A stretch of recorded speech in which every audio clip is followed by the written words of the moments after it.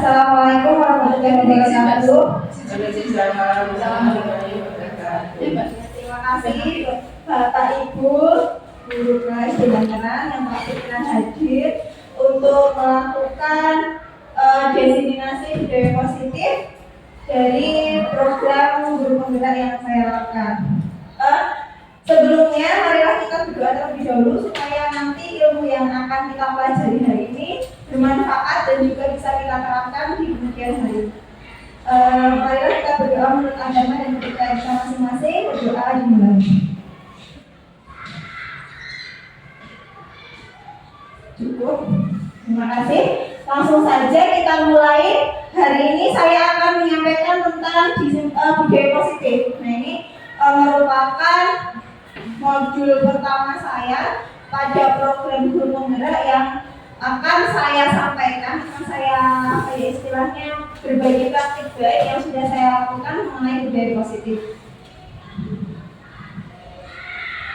Nah, seorang guru itu harus memiliki kemampuan dalam mewujudkan budaya positif di sekolah.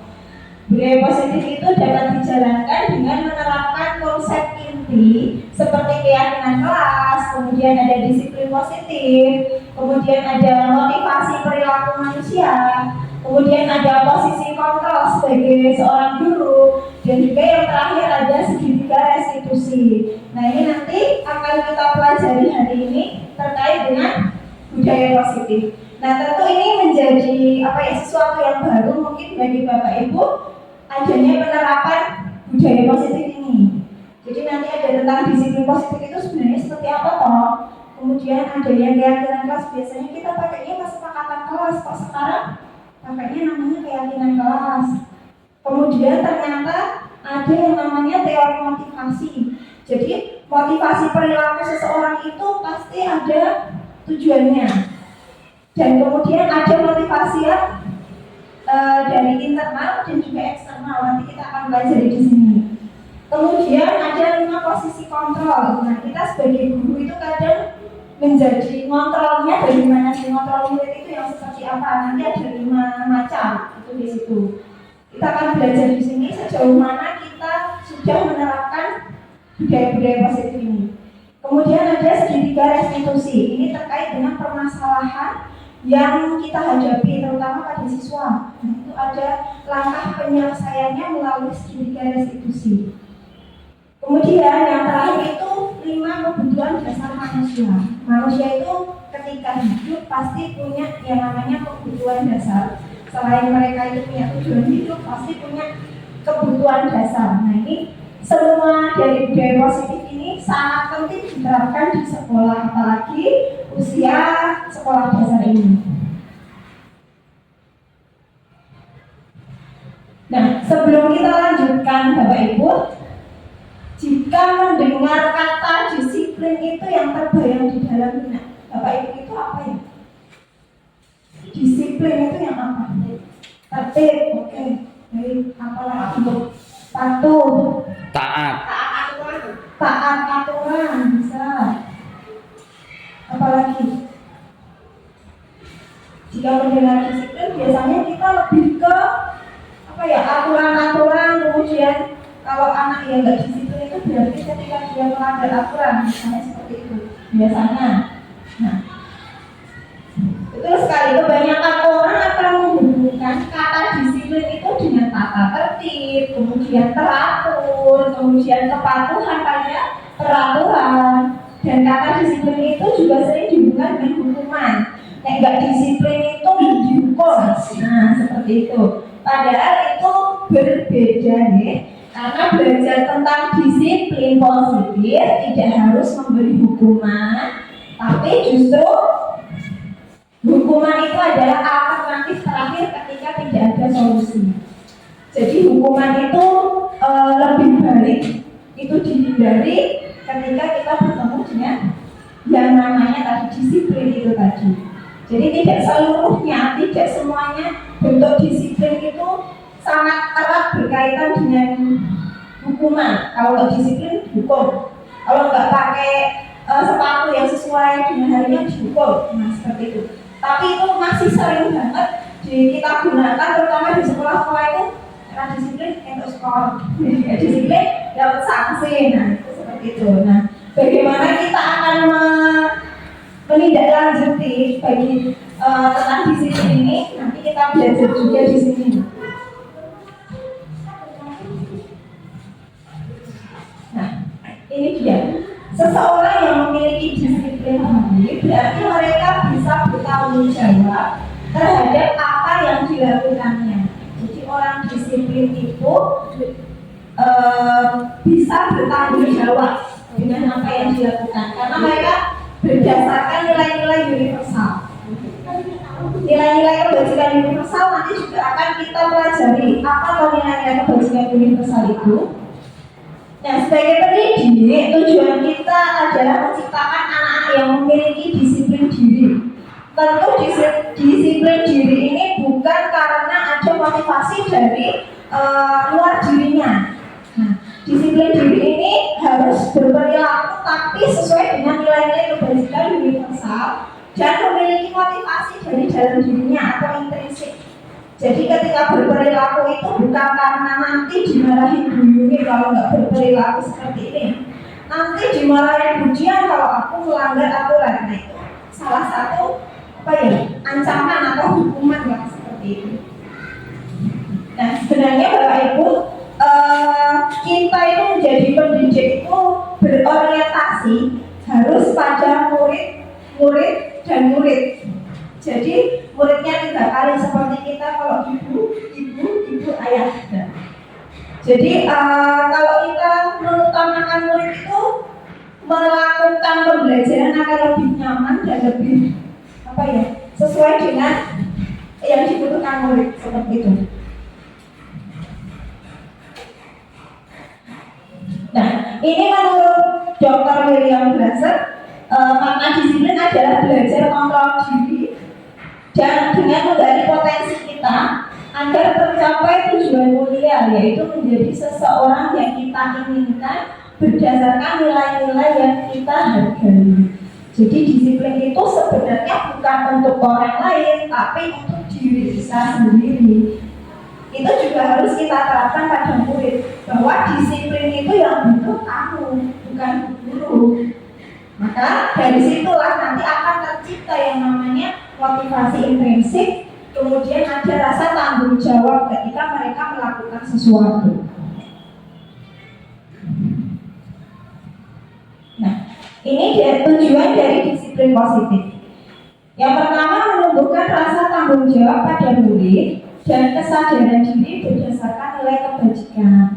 Kemudian yang kedua, dapat membuat murid memahami dan menyadari berdasarkan motivasi internal, bukan akibat reward atau penghargaan atau punishment. Punishment itu hukuman. Jadi tidak semata-mata membuat disiplin siswa itu dengan reward atau dengan ancaman atau hukuman. Misalnya di awal sudah dikasih tahu, kamu besok kalau misalnya tertib hari ini, besok akan naik kelas. Nah itu kan sebuah penghargaan, sebuah hadiah untuk mereka. Jadi aku kudu disiplin supaya aku naik kelas. Nah, itu kan motivasi dari luar, bukan motivasi dari diri sendiri. Kemudian punishment, aku hari ini harus berangkat pagi-pagi. Nanti kalau aku nggak berangkat, aku dimarahin sama orang tua, sama ibu. Nanti aku nggak dapat nilai dan sebagainya. Itu juga merupakan motivasi dari eksternalnya. Nah, tadi kita sudah belajar tentang disiplin. Sekarang kita belajar tentang kebutuhan dasar manusia. Sebenarnya manusia itu butuh apa toh? Dasarnya. Selama ini kita tahu bahwa kebutuhan manusia itu paling sandang, pangan, papan, udah 3 itu. Tapi ternyata tidak, Bapak Ibu. Ada beberapa kebutuhan dasar yang harus yang dimiliki oleh seseorang. Nah, kebutuhan dasar itu apa? Kebutuhan dasar manusia itu adalah segala sesuatu yang kita lakukan untuk mendapatkan apa yang kita inginkan. Seluruh tindakan yang kita lakukan itu pasti memiliki tujuan tertentu, dan semua usaha terbaik yang kita lakukan adalah dalam rangka agar kebutuhan dasar kita terpenuhi. Sama dengan murid-murid kita, kadang mereka nyeleweng, mereka ganggu temennya, itu nggak mungkin tidak ada tujuan, pasti ada tujuannya. Kemudian sama dengan kita masuk ke kelas itu pasti juga ada tujuannya. Nggak mungkin kita masuk kelas itu hanya apa ya istilahnya angin lalu gue kesake, gimana kamu kerja, istilahnya kerja formalitas, tidak, pasti tidak. Saya yakin bahwa ibu guru hebat itu pasti punya tujuan, yaitu mendidik murid, mengutamakan murid. Nah, di sini sudah ada tentang 5 kebutuhan dasar manusia. Manusia hidup itu ternyata yang tadi saya sampaikan, yang kita selalu ingat hanya sandang, pangan, papan, itu ada kebutuhan, salah satu dari 5 kebutuhan dasar manusia, yaitu bertahan hidup. Kalau nggak makan, kalau nggak pakai baju, kalau nggak punya tempat tinggal, ya tentu kita tidak bisa bertahan hidup. Tambah lagi sekarang bertahan hidup itu keamanan. Kalau di daerahnya itu rawan bencana maupun rawan apa ya istilahnya misalnya maling, copet dan sebagainya, tentu kita tidak bisa apa ya memiliki kebutuhan dasar yang keamanan itu. Kemudian kesehatan. Kemarin kita sudah melewati masa COVID, nah itu tentu saja itu kebutuhan dasar juga. Sehat itu sangat penting bagi manusia untuk bertahan hidup. Nek nggak sehat, kita harus was-was dulu, nanti bisa nggak ya bertahan hidup. Kemudian yang kedua, kasih sayang dan rasa diterima. Nah, kira-kira murid itu butuh banget kasih sayang dan rasa diterima. Butuh banget ya Bapak Ibu, butuh banget rasa diterima, diperdulikan, berbagi, kerjasama, kemudian menjadi bagian dari kelompok. Itu merupakan kebutuhan dasar manusia. Nggak usah murid yang anak kecil-kecil, kita aja kadang kalau kita kok hari ini Bu Ida nggak nyapa aku ya, itu udah kepikiran banget. Itu kan berarti kita butuh yang namanya kasih sayang. Sama halnya dengan siswa, ketika dikucilkan di kelas seperti itu berarti dia kebutuhan dasarnya tidak terpenuhi dan mereka padahal butuh itu. Kemudian yang ketiga itu penguasaan. Penguasaan itu meliputi harga diri, kemudian ada keinginan untuk dianggap, kemudian pemimpin berprestasi, diakui dan didengar. Nah, yang di sini bagian penguasaan ini pernah buatan Bapak Ibu itu memotong usulan siswa. Sudah pernah belum? Misalnya, Bu, hari ini pulang kasih aja misalnya. Pulang kasih apa mesti ya gitu hari ini. Pulang kasih aja, pulang kasih apa pulang kasih apa. Pasti kita jawabnya udah kemana-mana. Padahal itu merupakan bagian dari kebutuhan dasar mereka bahwa jadi usul itu pasti punya tujuan dan dia pasti juga punya alasan itu kenapa aku pengen pulang lebih cepat itu kenapa. Atau mungkin tinggal makanan yang enak tadi di rumah misalnya seperti itu. Tapi kadang kita sebagai guru nggak sampai, ya langsung itu apa emosi lah, kok balik kok sih ngapa pikirannya langsung kok yang negatif biasanya guru itu. Kemudian yang selanjutnya itu kebebasan, yaitu mandiri, memiliki pilihan, mencoba hal baru, kemudian mengendalikan arah dirinya. Siswa itu ternyata butuh yang namanya kebebasan. Gak cuma siswa, guru, manusia seluruhnya itu punya kebutuhan yang namanya bebas. Kadang kalau kita saja dikekang oleh suami kita misalnya, itu aja kita tidak nyaman. Apalagi murid itu dari rumah aja kadang sudah membawa yang namanya permasalahan dari rumah. Sampai sekolah kok diseneni guru, kok mau main sama ini dilarang, mau main begini kok dilarang. Nah, jadi kebutuhan dasarnya dia itu tidak terpenuhi kalau di situ. Kemudian belajarnya juga harus diatur. Nah, jadi dia tidak mempunyai kebebasan di situ. Yang selanjutnya itu adalah kesenangan. Kesenangan di sini ada bermain, humor, kemudian antusiasme, tertawa. Nah, kemarin saya mempunyai permasalahan itu anak itu hanya sebatas bersenang-senang, tapi itu melukai temannya. Nah, itu kan jangan-jangan dia punya kebutuhan untuk menyenangkan dirinya sendiri, tapi cara dan perilakunya itu tidak sesuai karena menyakiti orang lain gitu. Jadi kadang kalau di kelas itu nggak usah semangat Bapak Ibu, nggak usah yang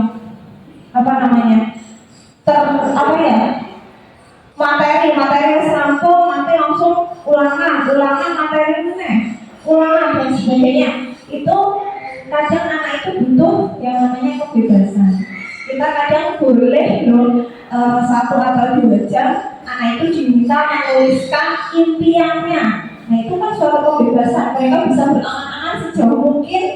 Pengennya besok tuh jadi apa ya? Pengennya sekolah dan teratur seperti apa ya? Kemudian aku tuh kalau di rumah pengennya gimana ya? Biarkan dia bermimpi, berimajinasi sejauh mungkin tanpa kita batasi. Kadang itu perlu dalam untuk selingan pembelajaran. Selain itu bisa juga menggunakan games. Biasanya Bu Emi selalu menginovasi pembelajaran itu melalui games, kemudian melalui kuisis. Nah, itu kan mereka senang banget itu pakai kuisis itu. Nah, kayak ini misalnya itu luar biasa itu. Nah, gitu ya Bapak Ibu, itu terkait dengan 5 kebutuhan dasar manusia. Itu bertajuk, kemudian kasih sayang dan rasa diterima, kemudian ada penguasaan, selanjutnya ada kebebasan, dan yang terakhir ada kesenangan. Ingat-ingat Bapak Ibu bahwa murid itu butuh ini, kita butuh itu, murid juga butuh ini. Nah, tadi kita sudah bahas tentang kebutuhan dasar manusia. Ada kebutuhan dasar, pasti ada juga tentang motivasi. Apa yang membuat perilaku itu terjadi? Motivasinya dari mana? Itu pasti ada. Nah, disampaikan di sini ada 3 motivasi perilaku manusia. Yang pertama, untuk menghindari ketidaknyamanan atau hukuman. Yang kedua, untuk mendapatkan imbalan atau penghargaan dari orang lain. Dan yang ketiga, untuk menjadi orang yang mereka inginkan dan menghargai diri sendiri dengan nilai-nilai yang mereka percaya. Pertanyaan saya, kira-kira biasanya muridnya Bapak Ibu itu melakukan perilaku atau berperilaku itu motivasinya gimana? Yang nomor 1, 2, dan 3.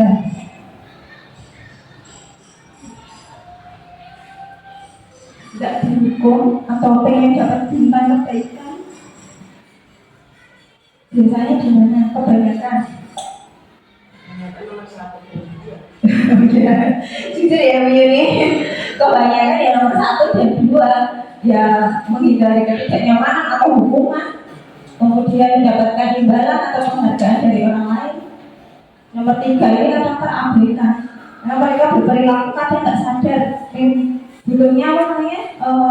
Minta dihukum aja, apa biar dapat uang saku misalnya, dapat hadiah. Benar sekali. Ini masih apa ya? Masih banyak terjadi bahwa motivasi perilaku manusia itu yang nomor 1 dan nomor 2. Nah, ternyata motivasi yang nomor 1 dan 2 itu tadi termasuk motivasi ekstrinsik. Ekstrinsik itu dari luar dirinya. Iya. Jadi untuk menghindari ketidaknyamanan, hukuman itu, kemudian untuk mendapatkan imbalan atau penghargaan, itu masih sering sekali kita jumpai, terutama pada murid kita. Itu merupakan motivasi ekstrinsik. Nah, yang ketiga, yang nomor 3 tadi, yang ada menjadi orang yang mereka inginkan dan sesuai dengan nilai-nilai yang mereka percaya, kemudian menghargai dirinya, itu termasuk motivasi intrinsik. Nah, untuk mencapai motivasi yang dari dalam diri manusia atau motivasi intrinsik itu, kita sebaiknya menghindari yang namanya reward, Bapak Ibu, dan punishment. Hindari yang namanya hadiah dan juga hukuman. Bukan tidak boleh, tapi hanya hindari saja. Misalnya nih, nanti kalau yang selesai pertama boleh pulang duluan, itu kan merupakan sebuah reward. Nah, itu sebaiknya dihindari yang seperti itu. Bolehnya gimana?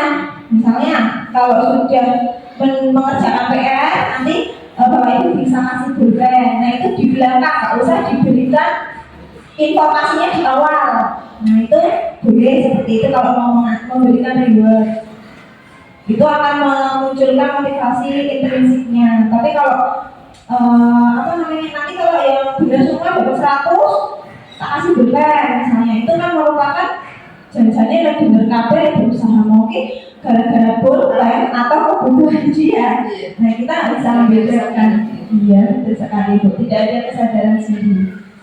Seperti itu. Dan juga punishment atau hukuman. Bijimu kurang dari 75, nggak sesuai KKM, kamu enggak. Nah, dan itu jelas itu membuat mental siswa, mental anak itu turun. Udah tidak perlu dia telaah, tidak perlu penelitian, itu sudah jelas banget. Nah, ada ancaman seperti itu langsung turun. Kemarin saya dapat cerita dari Bu Yuni. Udah itu dapat 1 itu langsung dibawa pulang ya Bu Yuni, diceritakan ke orang tuanya. Orang tuanya akhirnya mengklarifikasi ke Bu Yuni, tapi akhirnya selesai dengan motivasi dan istilahnya diskusi dari Bu Yuni sendiri. Itu sudah bagus, itu menjadi pelajaran untuk kita semua gitu. Ternyata membuat mental anak down itu mudah sekali dan kadang kita tidak sadar. Iya, kadang kita nggak sadar kan, Bu. Kamu tuh nanti kalau kayak gini nggak punya teman, udah kayak gitu aja. Kadang anak tuh udah dipikir terus, nggak usah anak di sekolah, anak di rumah aja kayak gitu kan. Kalau anak Islam loh, kayak gitu tuh. Nah, seperti itu. Jadi untuk mencapai motivasi intrinsik ini, kita harus menghindari yang namanya reward dan punishment untuk meminimalisir motivasi eksternal. Baik, sampai sini apakah ada yang ditanyakan terkait dengan disiplin positif tadi? Kemudian ada di perilaku kebutuhan dasar manusia, kemudian ada motivasi perilaku.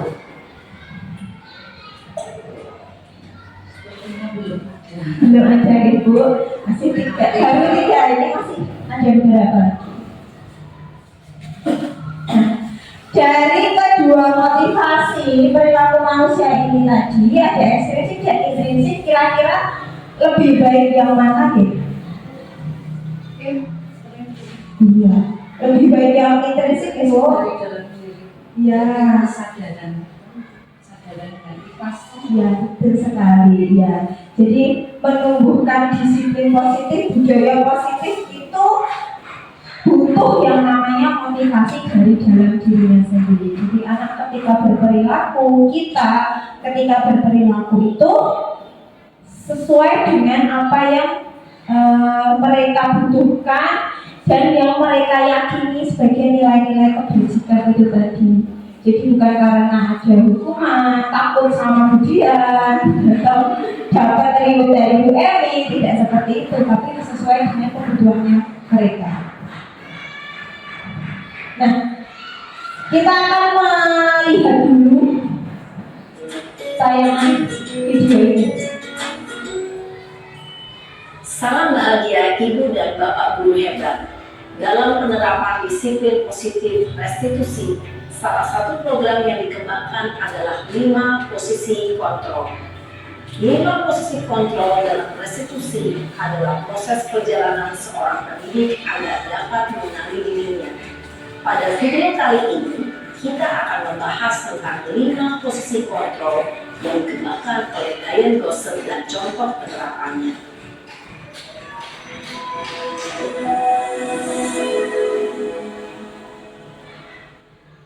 5 posisi kontrol itu adalah: 1. Posisi penghukum. 2. Posisi pembuat merasa bersalah.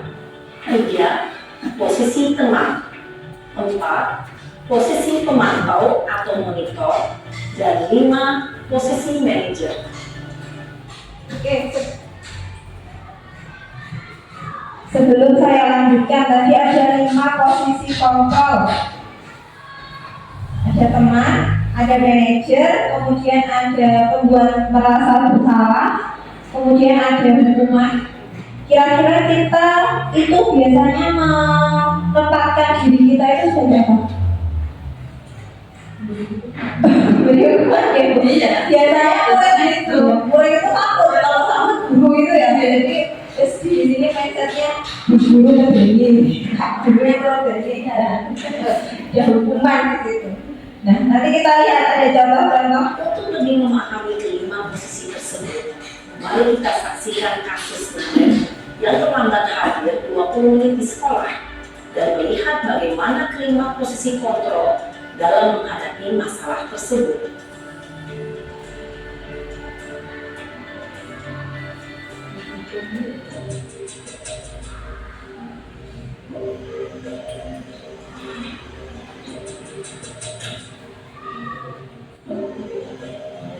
Naren! Sini kamu! Selamat pagi, Bu. Selalu terlambat. Kamu deh, pasti terlambat. Maaf, Bu. Saya Apa? Apa coba? Alasan kamu apa lagi? Kapan sih kamu tidak terlambat? Malas sekali ya kamu jadi anak. saya Dasar pemalas. Gak kapok-kapok sih kamu. Sudah berapa hari terlambat? Sana, kamu keliling lapangan basket 2 kali. kenapa saya harus keliling lapangan basket, Bu? Kenapa? Kamu melawan ibu? Berani-beraninya jawab. Sudah terlambat, masih berani jawab pula. Sekarang, keliling lapangan basket 5 kali sekalian. Biar kapok. Cepat. Pergi sana ke lapangan basket. Kira-kira nyambung boten. Dia kasusnya itu tadi kan terlambat 20 menit. Dapat hukuman keliling lapangan basket 2 kali. Jawab, minta usulan, kenapa bertanya, malah ditambahi jadi 5 kali. Nyambung boten itu? Kira-kira. Tapi masih sering terjadi di sekolah-sekolah yang ini hukuman seperti ini. Nah, ini berarti posisi kontrol guru sebagai penghukum. Posisi penghukum biasanya berbicara dengan nada tinggi, menghadir hukuman bisa berupa fisik, psikis, Dan sudah sadar.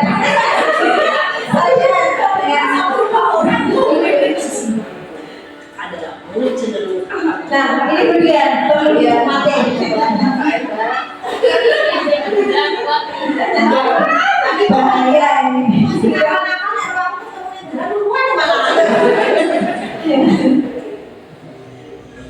Dan itu udah bisa dari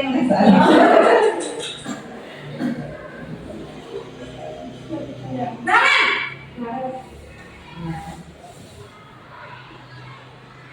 Selamat pagi, Bu. Naren! Kamu kenapa terlambat lagi, nak? Ya Tuhan, Naren. Kamu senang ya bikin ibu susah ya? Kalau kamu terlambat lagi, nanti ibu yang ditegur bapak kepala sekolah, nak. Disangka ibu tidak bisa membina kamu. Duh, gimana ini? Maaf, Bu. Duh, Gusti Naren. Kamu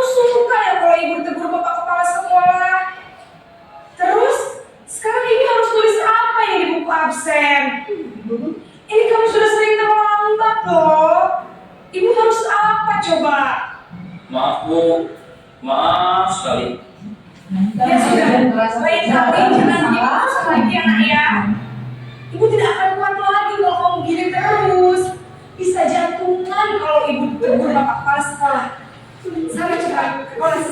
Maaf ya Bu, maaf sekali. Sampai maaf sekali. Posisi membuat rasa bersalah, berbicara dengan nada tenang, cenderung lembut. Namun kata-kata yang diutarakan membuat murid merasa menjadi orang yang gagal, memandang buruk dirinya sendiri, merasa tidak berharga, dan tidak sanggup membahagiakan orang lain. Ketika guru mengambil posisi membuat rasa bersalah, murid akan menganggap dirinya yang bersalah dan ia akan menyimpan emosi negatif tersebut di dalam dirinya.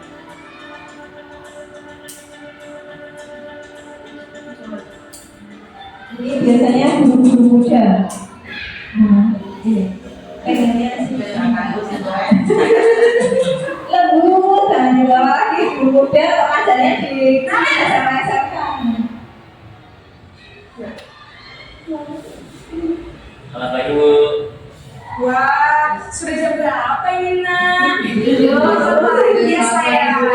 Iya Bu, Iya. habis ibu saya belum membangunkan saya Bu. Kamu malah menyalahkan ibu kamu. Kamu bukannya anak yang paling kencang. Kok terlambat sih? Iya Bu, saya memang terlambat bangun tadi.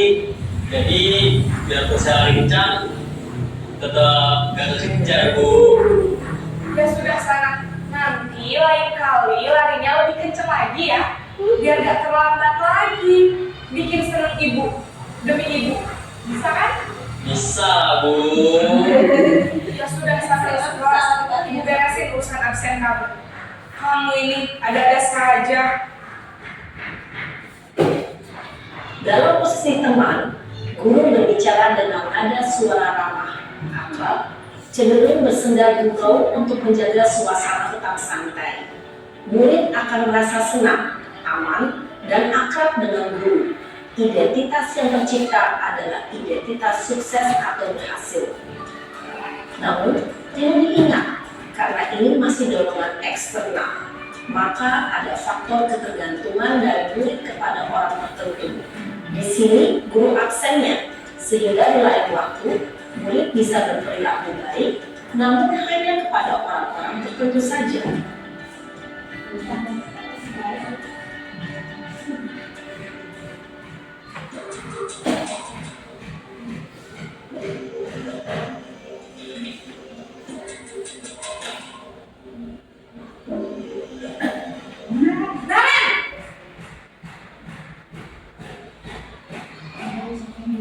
Selamat pagi Bu. Nah Ren, apa peraturan sekolah kita tentang jam berapa kita harus masuk sekolah nak? Kita harus di sekolah jam 7 Bu. Iya betul, sekarang sudah jam 7.20. Kalian sudah tahu konsekuensinya jika terlambat hadir? Paham Bu, saya harus tinggal kelas pas jam istirahat selama 20 menit. Iya benar, konsekuensinya demikian. Jadi nanti jam 9.30 pas istirahat, kamu harus tinggal di kelas, kerjakan tugas tambahan untuk ketertinggalan kamu, ya? Baik Bu. Posisi pemantau mengandalkan penghitungan atau data untuk mengontrol murid. Guru mengarahkan murid berdasarkan peraturan dan konsekuensi. Seorang pemantau menunjukkan bahasa tubuh dan ekspresi wajah yang datar dan cenderung formal.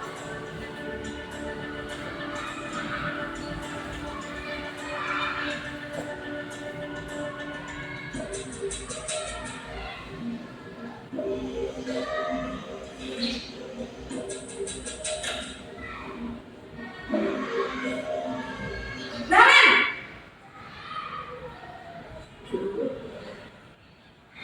Selamat pagi Bu. Selamat pagi Naren. Maaf Bu, saya terlambat. Iya, sekolah masuknya jam 7, sekarang sudah jam 7.20. Jadi sekarang bagaimana ini Naren? Maaf Bu, saya lupa setel alarm saya semalam. Baiklah, menurut kamu, keyakinan sekolah yang mana yang perlu kamu kamu tingkatkan? Menghargai diri sendiri dan orang lain mungkin ya Bu. Setuju. Jadi, apakah Naren meyakini prinsip saling menghormati tersebut? Iya Bu, saya meyakininya. Apakah Naren bersedia memperbaiki masalah keterlambatan ini? Bersedia Bu. Bagaimana kamu akan perbaiki masalah keterlambatan ini? Saya akan coba untuk tidak lupa menyetel alarm saya Bu. Baik, kalau Naren lupa menyetel alarm di rumah, ada orang yang kira-kira bisa bantu mengingatkan tidak? Ada Bu, kakak saya, Kak Emma. Ada lagi selain Kak Emma? Selain Kak Emma, ada ibu saya. Baik, jadi yang mengingatkan Naren adalah Kak Emma dan ibu kamu ya? Kira-kira akan mulai setel alarm kapan nih Naren? Setelah pulang sekolah, akan segera saya lakukan. Baik, jadi Naren akan setel alarm untuk bangun besok pagi dan akan diingatkan oleh kakak dan ibunda Naren ya? Ada lagi yang mungkin perlu dilakukan Naren? Agar tidak terlambat bangun lagi. Tidak ada Bu. Baik Naren, terima kasih untuk kerjasama kamu. Sekarang kamu perlu kembali ke kelas untuk belajar. Baik Bu, terima kasih. Posisi manajer adalah posisi kontrol yang disarankan untuk membimbing murid memiliki sikap disiplin yang positif, yaitu murid yang mandiri, bertanggung jawab, dan dapat memecahkan masalah. Tujuan dari posisi ini adalah agar murid dapat berefleksi atas tindakannya. Guru akan terus memberikan pertanyaan-pertanyaan bermakna, sehingga membuat murid dapat belajar dari kesalahannya dan mencari sebuah solusi untuk menyelesaikannya. Ibu dan Bapak guru hebat, setelah mengamati adegan kelima posisi kontrol tadi, kira-kira posisi mana yang paling ideal? Posisi mana yang dapat menunjang motivasi intensif murid? Ya, tentu posisi manajer. Posisi ini memang posisi ideal yang ingin dituju setiap pendidik. Pada posisi inilah, guru dapat menerapkan disiplin positif dan berpihak pada murid yang memerdekakan murid. Perjalanan seorang pendidik tentunya tidak mudah untuk sampai pada posisi seorang manajer. Namun, tujuan kita pasti, yaitu menciptakan murid-murid yang mandiri, merdeka, dan bertanggung jawab. Semoga penggambaran 5 posisi kontrol yang telah diperlihatkan ini dapat menjadi ajang refleksi bagi kita semua, agar dapat terus mengasah dan menerapkan disiplin positif yang memerdekakan murid. Mari terus berlatih dan bersemangat. Selamat menerapkan. Salam dan bahagia, Ibu dan Bapak Guru hebat.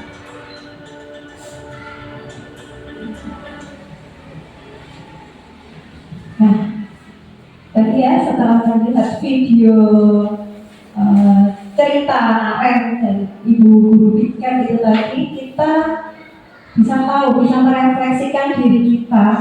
Sebenarnya posisi kontrol yang sudah Bapak Ibu sering gunakan di dalam kelas itu yang mana? Tadi Budian sudah mengakui yang sebagai penghukum.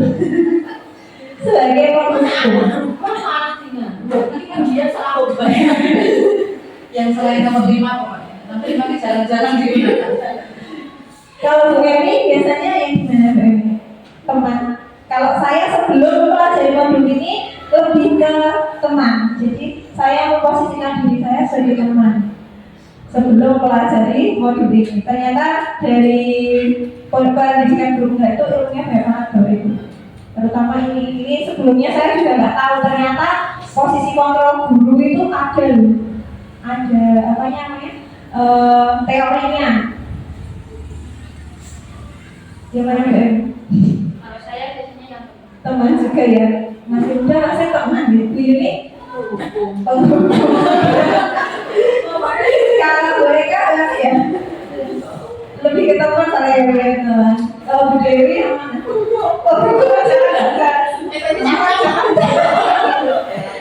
Jangan tugas istirahat. Jadi populer satu salah tadi ya. Kalau tahu juga. Ya, terus kalau Bu Rika yang mana Bu Rika? Teman juga. Nah, ini yang manajer cuma Ibu, karena Ibu yang suka. Jadi jadi manajer di sini. Nah, ternyata dari 5 posisi kontrol seorang guru itu tadi, yang paling ideal, paling bagus dilakukan itu yang manajer, karena menimbulkan atau mewujudkan dari motivasi intrinsik murid. Nah, untuk mencapai ini nggak perlu buru-buru, bisa berproses. Itu nggak salah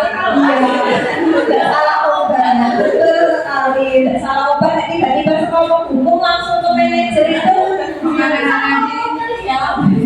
tapi saya yakin Bapak Ibu guru itu pasti tujuannya ke bagian manajer ini. Pengennya menghukum itu tadi kan supaya anak itu lebih disiplin, lebih tanggung jawab. Tapi mungkin caranya itu yang kurang tepat, karena itu motivasi ekstrinsik itu tadi. Kalau manajer kan mereka mikir sendiri, kenapa kok tadi saya terlambat, ternyata tidak set alarm itu tadi. Kenapa kok setelah itu bagaimana, apa perilaku yang harus dilakukan. Nah, ternyata set alarm bangun lebih pagi. Nah, itu kan mereka sudah memunculkan ide-ide sendiri. Itu nanti akan mewujudkan motivasi intrinsik. Nah, tadi sudah 5 posisi kontrol seorang guru. Sekarang kita masuk ke keyakinan sekolah atau keyakinan kelas. Kalau di zaman dulu itu namanya ada tata tertib sekolah, tata tertib kelas, kemudian ada peraturan. Kemudian masuk di kurikulum 13 kalau tidak salah itu saya mempelajari tentang kesepakatan kelas. Jadi membuat kesepakatan kelas. Dan sekarang kita belajar tentang keyakinan sekolah atau keyakinan kelas. Nah, guru berperan dalam mewujudkan terbentuknya keyakinan kelas atau keyakinan sekolah sesuai dengan kesepakatan bersama antara guru dan murid. Jadi keyakinan kelas, bedanya pas keyakinan dan kesepakatan sama saja. Cuma kalau keyakinan kelas itu lebih disusun atau dicetuskan itu oleh murid. Jadi guru itu hanya sebagai fasilitator di situ, hanya memfasilitasi adanya forum diskusi dengan murid. Misalnya hari ini yang piket ini sepakat, itu berarti kesepakatan. Nanti kalau saya rame harus ada, misalnya ada hukuman dari guru. Nah itu akan tercetuskan oleh siswa sendiri, murid sendiri. Nah nanti keyakinan kelas ini juga akan dipatuhi oleh murid juga. Jadi ada mereka yang buat, mereka juga yang melakukan, mereka juga yang mengindahkan keyakinan kelas ini. Kalau zaman dulu ada ini ya, buat kesepakatan kelas, kemudian di bawahnya ada tanda tangan. Nah seperti itu berarti tandanya setuju, itu kesepakatan. Kalau ini kita maksudnya ke keyakinan kelas. Nah, keyakinan sekolah atau keyakinan kelas berupa pertanyaan universal yang mudah diingat. Ini pernyataan yang mudah diingat, dipahami dan harus diterapkan di lingkungan sekolah. Kalau sudah dibuat, ya diingat, ya dilakukan. Tidak cuma membuat tok keyakinan kelas, tapi kita harus melakukan. Dan kebanyakan yang namanya keyakinan kelas itu menggunakan bahasa yang positif. Misalnya, biasanya kita sering lihat di dekat bak sampah itu jangan membuang sampah sembarangan misalnya. Diganti saja dengan yuk jaga kebersihan ruang kelas kita. Nah, itu kan bentuk ajakan yang positif. Jadi tidak melarang seperti itu. Jangan lupa maaf, tolong, terima kasih. Kemudian ada kembalikan yang kamu ambil. Itu bisa dipasang di rak buku. Kemudian bicaralah dengan guru jika kamu memiliki masalah. Kata-kata atau pernyataan-pernyataannya yang positif saja. Jadi tidak menakutkan bagi murid itu. Dan tentu ini pasti akan lebih kena di hati mereka. Seperti itu. Nah ini keyakinan kelas dibentuk bersama dengan murid, disepakati dan dilaksanakan bersama. Ini sudah saya lakukan di kelas 5. Termasuk setiap hari itu saya itu pagi-pagi pasti menanyakan yang namanya keyakinan kelas hari ini. Selain keyakinan kelas yang kita buat satu kali untuk seterusnya, saya juga membuat keyakinan kelas setiap hari. Hari ini kita mau belajar apa, kelompok atau individu, itu saya lakukan dengan diskusi dengan siswa. Jadi siswa itu belajarnya memahami materi itu lebih nyaman, lebih mudah ya, seperti itu. Kadang ada yang minta tutor sebaya, itu juga saya lakukan juga. Itu tadi Bu, ada berproses ya, ada proses ya Bu ya. Juga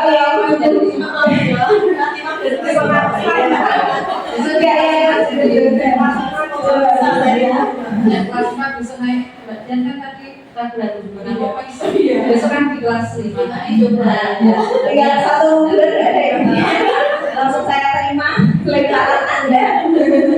Nah, coba besok kelas yang kemudian bisa nggak ya bertemu dengan saya dengan teori-teori yang sudah saya pelajari dan kita pelajari hari ini, bikin keyakinan kelas, terus apa ya, manusia istilahnya. Karena saya mendengar permasalahan di dunia itu sangat apa ya, pelik lah istilahnya, banyak sekali.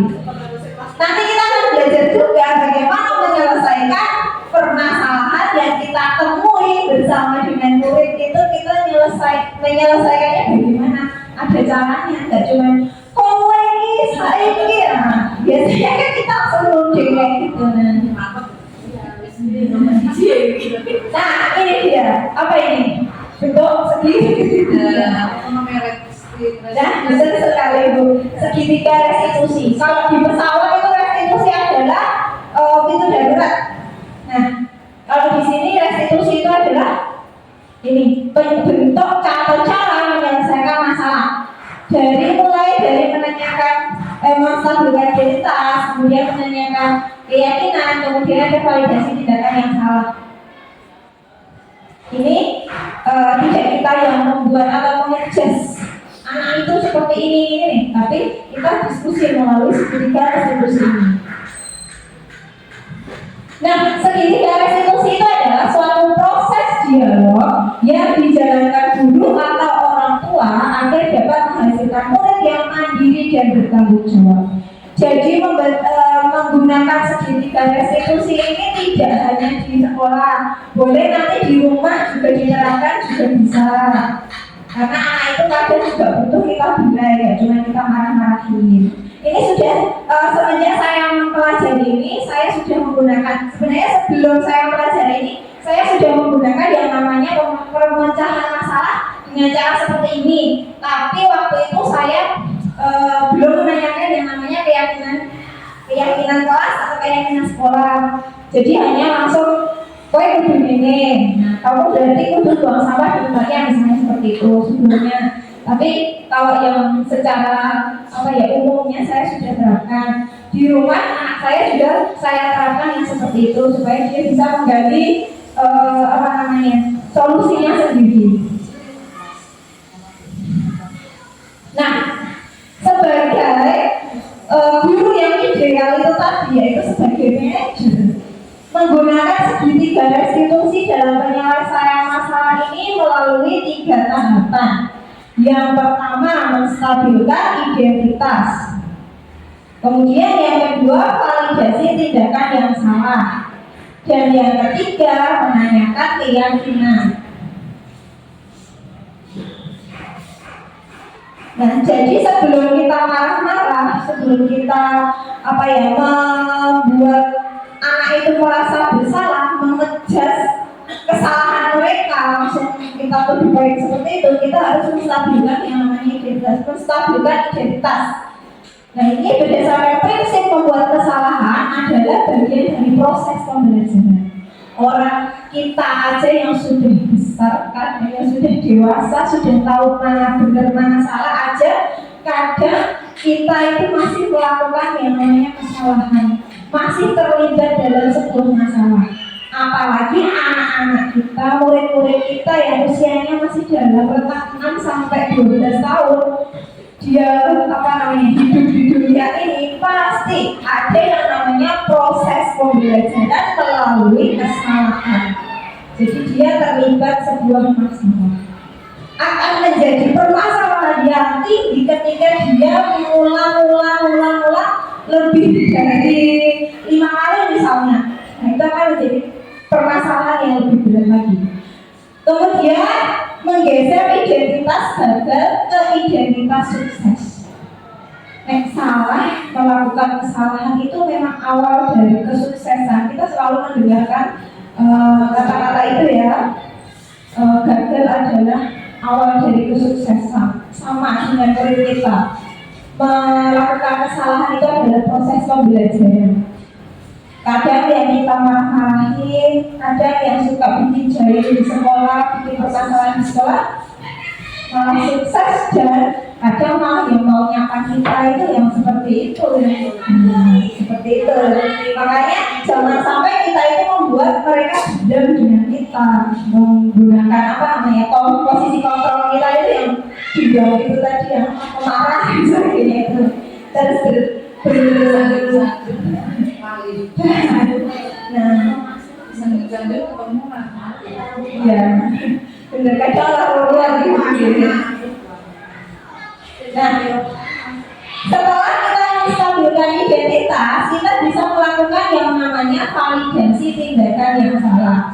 Kita jangan membenarkan tindakannya itu tuh benar, tapi kita hanya memvalidasi, mengakui bahwa tindakan itu ya salah.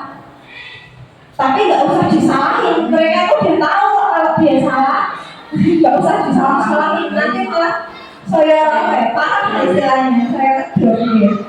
Nah, berdasarkan prinsip, setiap perilaku berupaya memenuhi suatu kebutuhan tertentu. Karena buang sampah sembarangan itu barangkali dia kebutuhannya adalah apa tadi? Kesenangan itu tadi ya, iya kan bisa kak, kesenangan. Terus karena dia kan biasanya dicuekin sama temennya, buang sampah aja. Nah, ya terus sekali. Nanti kalau buang sampah nanti pasti ada yang negur aku nih. Nah, itu kan pasti ada tujuannya. Kemudian guru akan bergeser dari pemikiran stimulus respon menjadi proaktif. Kemudian yang ketiga, mengenali dan mengakui kebutuhan murid akan memperbaiki hubungan dengan murid.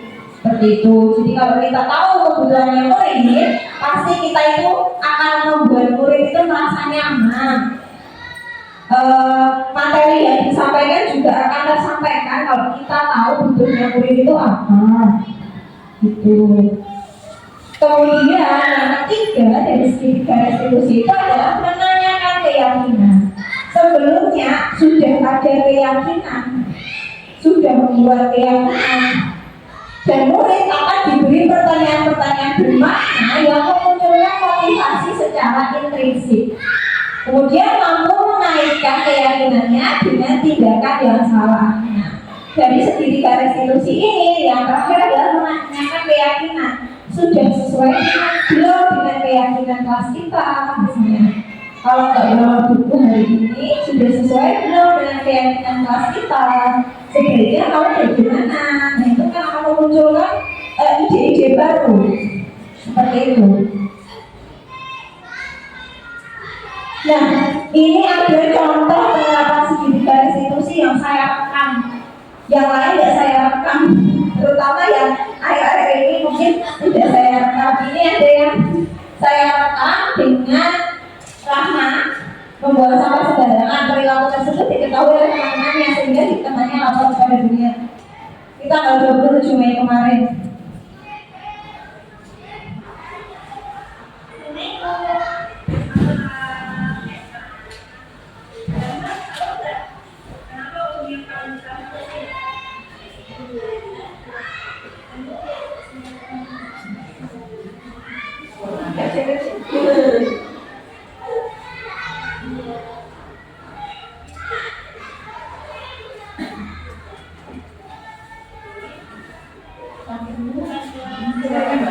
Nah, ini tadi Bunya tanya, saya tanya, Rama tahu nggak apa kok hari ini Rama dipanggil ketemu sama Bunya? Terus Rama bilang iya. Terus kenapa? Karena tadi saya buang sampah sembarangan.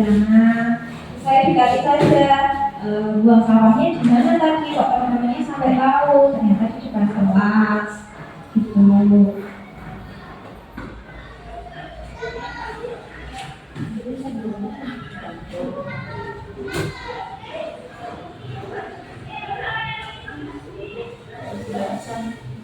Nah, di sini saya tidak langsung membuat ramah itu rasa bersalah dan membuat ramah itu dan berarti aku salah banget ini buang sama sembarangan, enggak.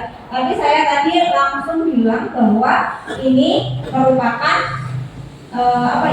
sesuatu masalah yang dihadapi oleh Rahma. Bukan hanya Rahma yang melakukan kesalahan ini, jadi kita bong-bong dulu, jadi kayak langsung dijudge seperti itu. Rahma pasti punya tujuan melakukan itu apa? Gitu.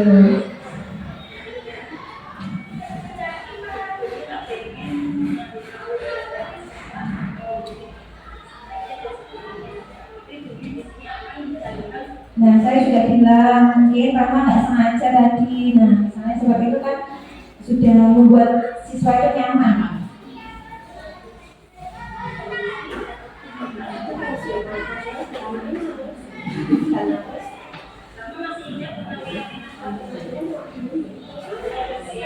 Nah, ini bagian saya menanyakan tentang keyakinan kelas. Masih ingat keyakinan kelas kita?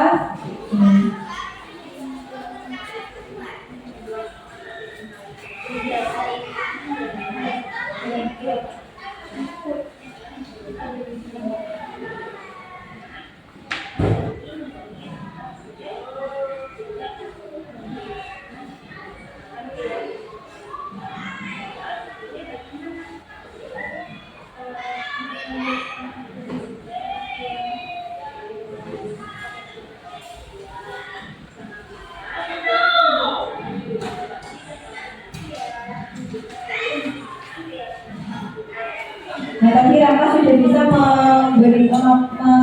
mencetuskan ide bahwa dia harus apa setelah ini. Ngambil sampah tadi yang dibuang, nanti kita langsung apa membersihkan kelas. Bukan dirinya tapi Rahma sendiri yang sendiri. Berarti interaksi kita tuh. Ya, sudah interaksi. Kemarin hari Rabu juga punya permasalahan yang sama. Ternyata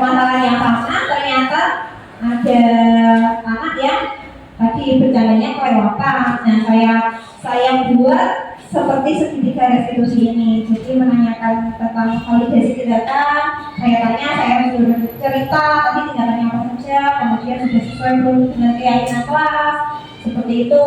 Nah, ternyata salah satu anak yang berperilaku seperti itu mengakui bahwa saya itu kurang mengontrol emosi, dan itu sudah luar biasa itu. Saya tidak memberikan pengantar untuk emosi, kontrol emosi, tapi dia sudah memberikan ide seperti itu. Jadi itu sudah nilai positif sekali untuk seorang guru. Jadi anak ini sadar ada motivasi intrinsiknya. Kemudian yang satunya yang saya tanya itu juga sudah ada idenya itu juga sudah ada apa yang harus dia lakukan. Saling minta maaf itu kan juga sudah nilai positif bagi seorang siswa atau guru. Nah, ini slide terakhir Bapak Ibu, apa yang kita pelajari hari ini. Tadi ada beberapa macam yang kita pelajari, mulai dari yang paling ingat segitiga restitusi ya, karena baru saja segitiga restitusi, kemudian ada 5 keyakinan kelas, kemudian ada 5 posisi kontrol dari guru, terus 3 motivasi perilaku manusia, kemudian ada disiplin positif. Nah, itu tadi yang sudah kita pelajari hari ini. Nah, ini setelah belajar pada pagi hari ini, apa yang akan Bapak Ibu lakukan ke depannya? Sekarang udah punya ilmu baru nih. Apa yang ingin Bapak Ibu lakukan ke depannya? Yang mana dulu? Dan mengaplikasikan atau menerapkan Baik. sekolah ini. Proses. Oke, Bu, saya juga berproses, nggak bisa langsung ujung-ujung. Saya juga berproses. Yang penting kita punya tujuan tadi ya. Udah dapat ilmu, berarti kita tahu, jangan pura-pura tidak tahu, ya. Karena itu akan dipertanggungjawabkan juga nanti di kemudian hari. Nah, mungkin itu saja. Adakah pertanyaan di sini, Bapak Ibu, sebelum saya tutup? Tidak ada. Kalau tidak ada, terima kasih atas perhatian Bapak Ibu dan diskusi kita yang sangat luar biasa ini. Kita bisa menyadari sejauh mana kita itu sebenarnya berada, bagaimana kita mengontrol diri kita dan memperlakukan murid itu bagaimana, kita sudah tahu. Yang semangat berproses Bapak Ibu, lakukan perubahan dimulai dari detik ini. Silahkan melakukan perubahan dimulai juga dari diri kita sendiri. Gak usah mengajak orang lain. Kita nggak tahu orang lain itu mau diajak atau tidak. Yang penting kita berubah itu dari diri sendiri dan termotivasi secara intrinsik itu tadi. Terima kasih dari saya, sekian. Semoga bermanfaat ke depannya, semoga bisa untuk memajukan juga sekolah kita ini. Terima kasih. Wassalamualaikum warahmatullahi wabarakatuh.